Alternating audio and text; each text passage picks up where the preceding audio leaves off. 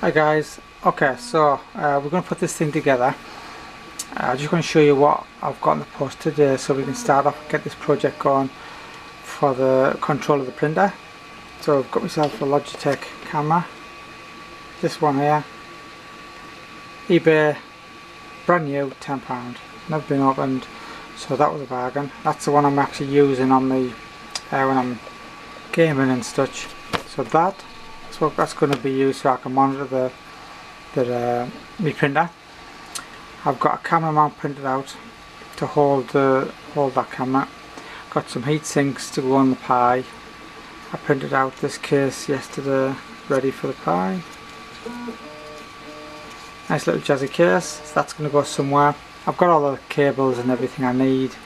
I have got Raspberry.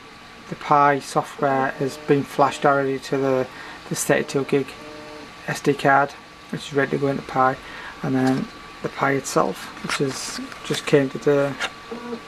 Inside there's got some instructions, which I'll have a look at shortly, and there's the Pi itself. This is the B Plus. I might put a a fan on this.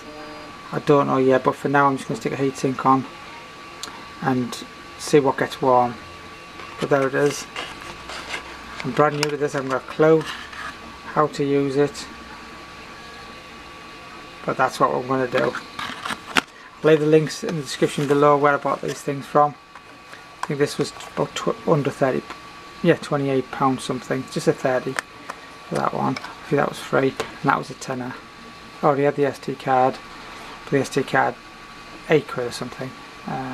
And if you've got the other bits for cables, USB cables, and for the power supply, which is USB, and then we're going to try and hook this up and control the 3D printer from this thing.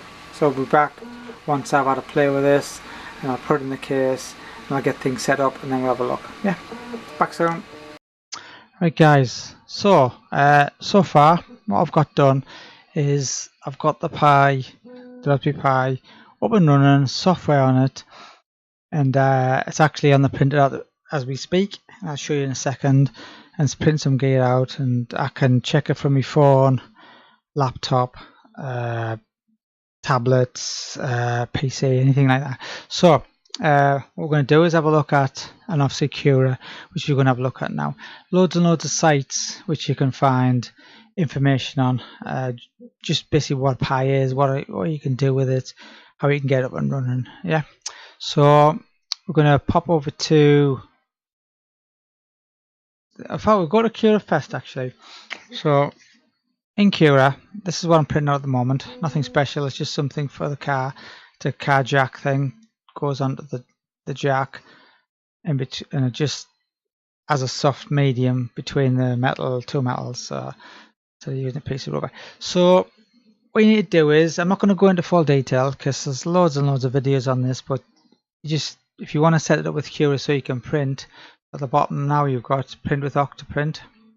Yeah, I saved a file or SD card. This wasn't on before, so you need to connect it. So you need to go into Preferences, Cura, into Printers, add a new printer, or you can use the same one and then you just connect to Octoprint. But when you go on to Octoprint, you need to get a key, and you put the key in there. Yeah, once the key's in, then you'll have to connect here at the bottom. So dead simple. Once you've done that, you've got a monitor button works, so you can see the printer now behind me. You can check your temperature of your bed, which is 51 and 211 for the head. Printed PLA. I think this is a bit too big, but it'd be nice if you could squash it down a bit. So you do have that, and then online at Octoprint, this is what you get. So you got a page like this. It would be nice if you could have all this filled in with more information, but maybe they'll do that for the future. So you can see me camera at the back, which is a I forgot what type of camera it was now. Let's have a quick look. Logitech C170 camera, very cheap. It's the camera I'm actually using now. So I've got two of them, one on the printer, one on this. So first thing, you check your connection. You can check your state, where you're printing from, username, things like that, approximate time of the print, and so on. You can pause it. You can cancel the print. You've got options to check, set up your file system. You can create new folders. You can manually from here control the printer via the keys on the keyboard, or you can just do it by clicking on it in different increments. 0.1 millimeters, finest you can move, 1 10 millimeters and 100 millimeters. I advise using 1 in case you hit the wrong way. It has got the end stops anyway, and they can adjust. You can alter the tool settings, feed rate, flow rate, things like that, and you can obviously see it there. I'm going to change this view. This is from the back of the printer. I want to be able to see the front and see a bit more detail, so I'll have a pointing on an angle, but just to get it working. I'll show you in a moment. You've got your temperature, so you can alter the bed temperature. You can set things up, so you can change it like that, and it'll change. That'll switch back on now. 49.5 at the moment,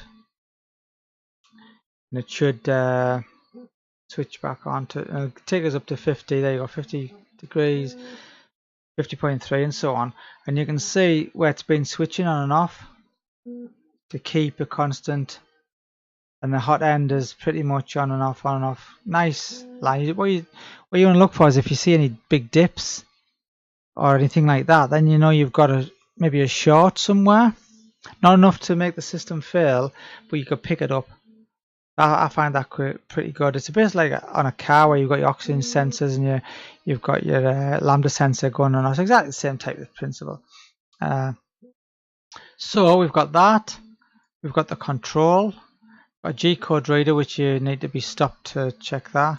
Terminal, which shows you all your commands. So you can check that. Time lapse, which I'm doing at the moment.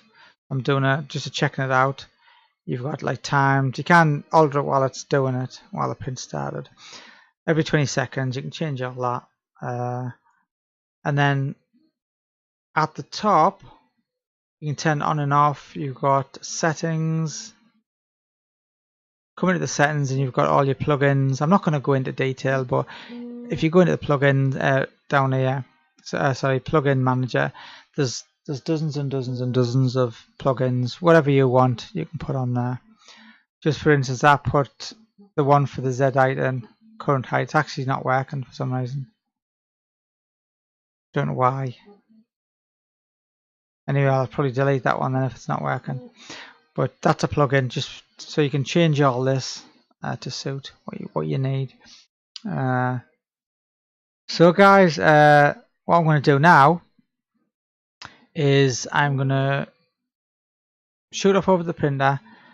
I'll just get the normal handheld cam just to show you where I haven't set the pi up. It's just at the side down here somewhere, and the camera's just not fixed properly. But the main thing is I got it working. I've got no experience of this at all. Took us about a couple of hours messing about. The only one concern, if everyone's got any suggestions, I'd really appreciate this. Where it says in the top corner here, it says, obviously it's not green, it says not secure. Now I've got a password. I've changed the password, and I've got a unique username and password different. It's gone through my home router, which is encrypted and everything. So can anyone tell me if that is safe to use, or can people hack my system easily from this end? I don't know.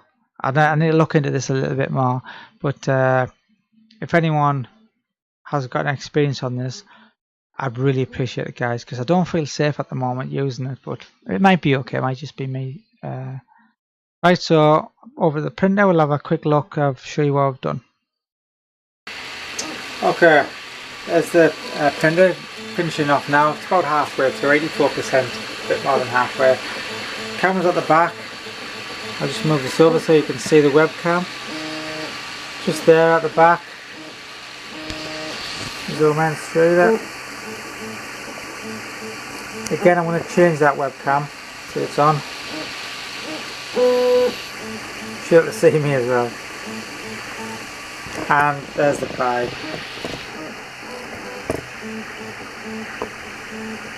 There's the pie, just sat there doing its thing. I'm going to change it and it's going to be moved somewhere totally different.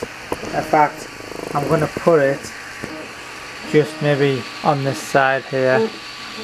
I don't know yet. Anyway guys, I hope you like this video for the Raspberry Pi, and I just hope you do. If you do, thumbs up, please like, and if you haven't already subscribed, I'd really appreciate it guys if you hit that subscribe button, and I'll catch you in the next one. Cheers.